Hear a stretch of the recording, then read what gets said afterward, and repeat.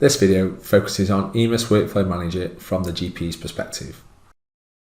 Workflow Manager can be accessed from your Quick Access toolbar, your Quick Launch menu, by clicking on your task count, or through the EMIS ball. You will also notice that urgent tasks trigger the yellow warning bar underneath the ribbon. Urgent tasks appear at the top of your task list with a red arrow. They are also represented by the red number in the task count. The number after the comma in your to-do list folder also gives you your urgent task count. The Workflow Manager screen is split by the task folder on the left, the task for the selected folder in the top middle, and the selected task in the bottom middle of your screen.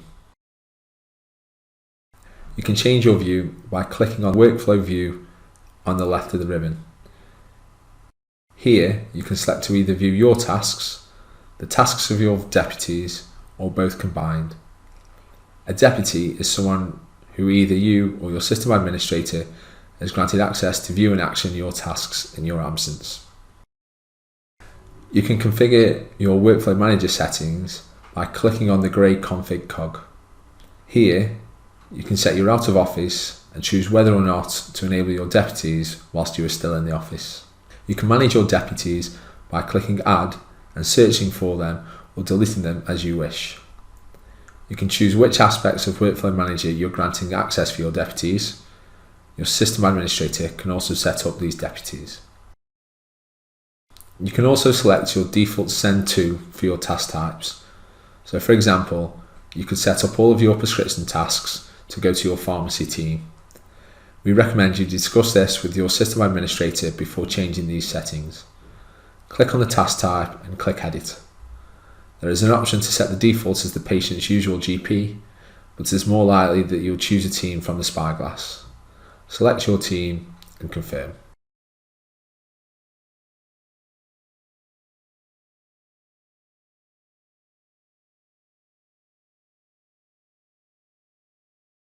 You can also create custom folders. These folders are restricted to existing task types. You cannot move tasks from one folder to another as you would with an email in Outlook, for example. Custom folders simply direct certain task types to the folders you create.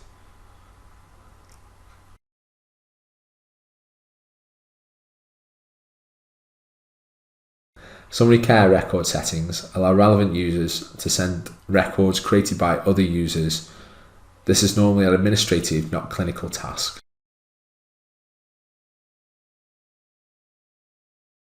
You can edit the tasks you see in your task toolbar to restrict the counts shown to only the tasks you deal with. Select the task type you don't wish to see and click on the green left button between the boxes. Notice the registration inbox is now no longer visible. Next along the ribbon is the Change Owner button. This allows you to relocate a task to the correct owner if you have been sent something you think is more appropriate for somebody else. To do this, select from the list or click Find User. You can add a note to a task. This might be to record progress without completing the task.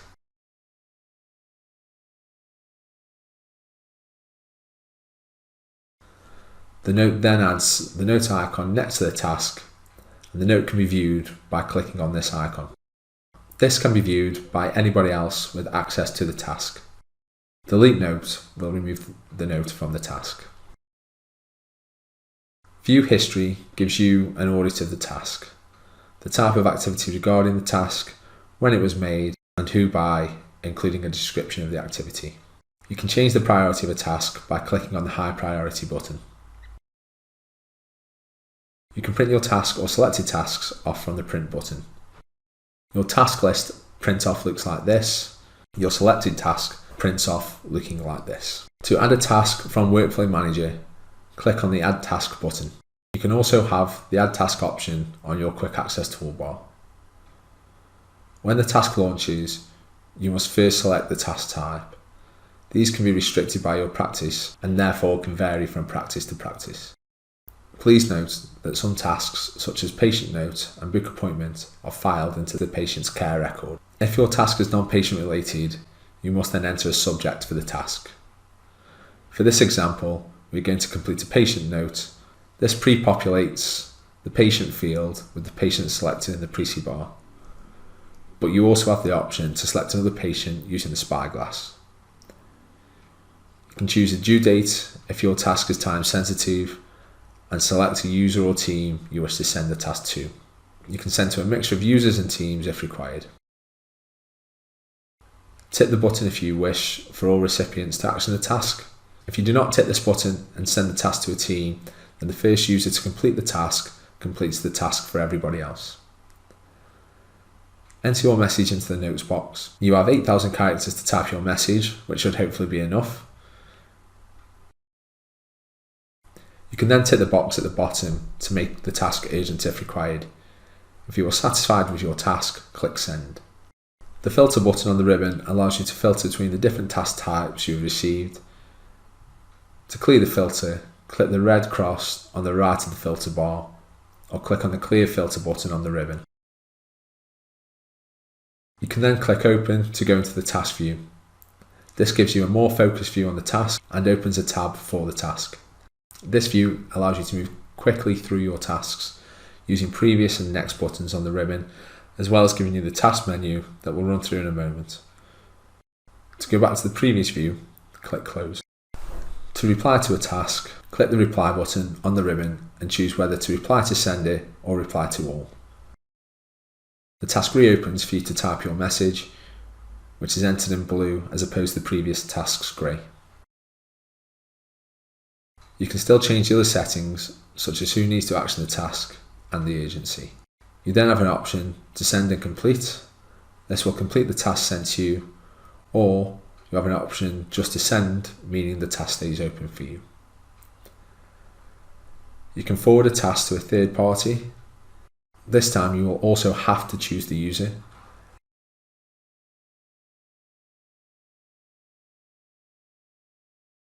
Again, you have the options to send and complete, or just send. If you want to complete a task without sending it on, you have the option to complete or complete with notes if you feel you need to leave some detail with the task for future reference. In your completed folder, it is worth noting that you see tasks addressed to the practice, so there will be tasks that aren't familiar to you. From the completed tasks list, you can archive a task to remove it from the completed list, or you can activate the task to move it back to the to-do list. You can delete a task if you feel it is not required. Note that this action only files the task in the deleted folder and does not notify the sender.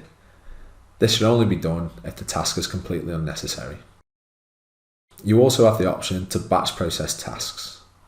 You can either batch complete or batch complete and archive. Choose the date parameters you wish to complete the tasks for, then click OK. You'll be asked to confirm that you wish to batch complete the tasks. Should you wish to roll back batch completed tasks, go to your completed folder, click Roll Back Completed Batch, and confirm the task you wish to roll back. Confirm by clicking Roll Back. Thank you for watching this video. We also recommend watching our videos on navigating EMIS Web and configuring EMIS Web.